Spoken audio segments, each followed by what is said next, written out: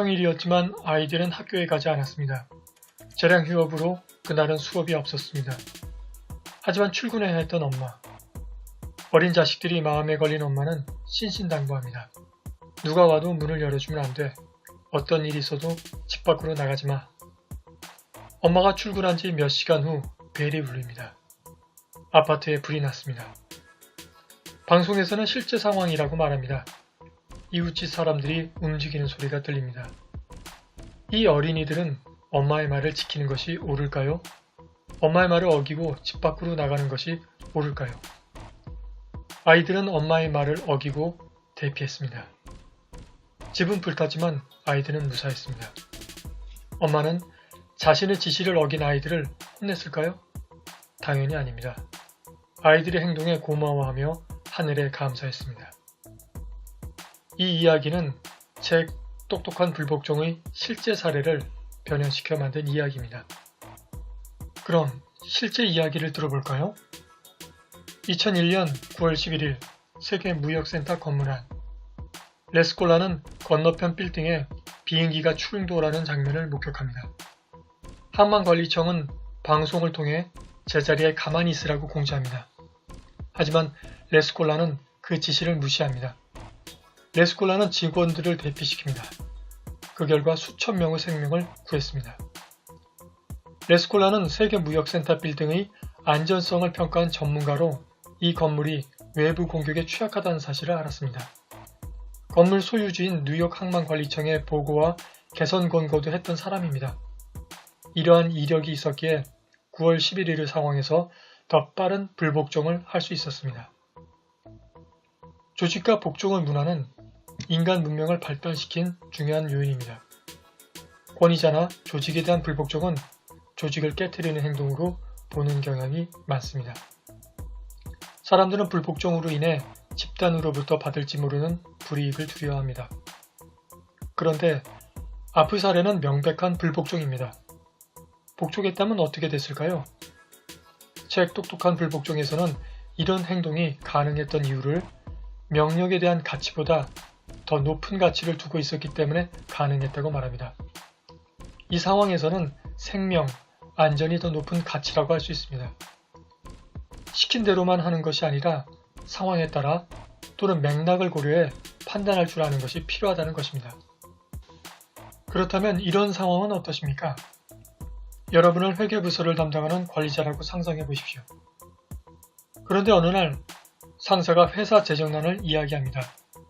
그리고 이런 사실이 투자자에게 알려지면 안 되니 회계장부에 있는 숫자 몇 개만 고치라고 지시합니다. 상당한 금액이었습니다. 이것은 회계 규정에 위반되는 행위입니다. 상사에게 우려를 표명했지만 회사를 위한 일이니 이번 한 번만 하고 다시는 그런 일은 없을 거라고 약속합니다. 위험한 것을 알기에 조언했고 사직서까지 쓰려고 했지만 결국 지시에 따랐습니다. 다른 직장 구하기도 힘들고 돈 걱정도 되었기 때문입니다. 하지만 딱 한 번만이라던 지시는 그 이후 계속되었습니다.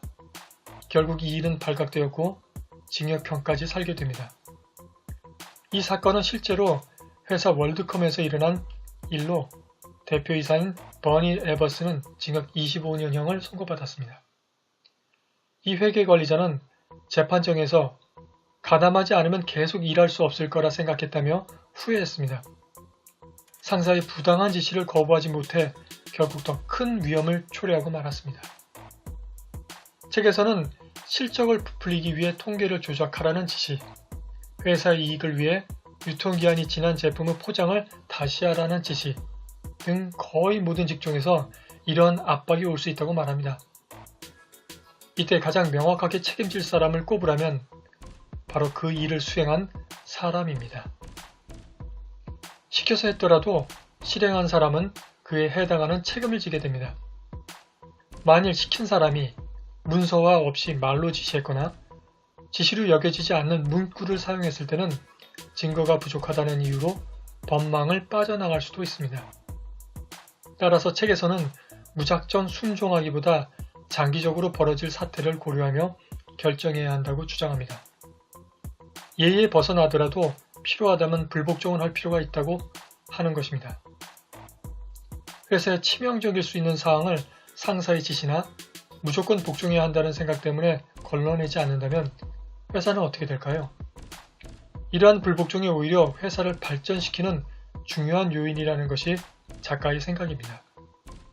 그러나 책에서 제시한 문서와 요구나 명확한 행동을 보이는 것이 도움은 되지만 한계가 있습니다.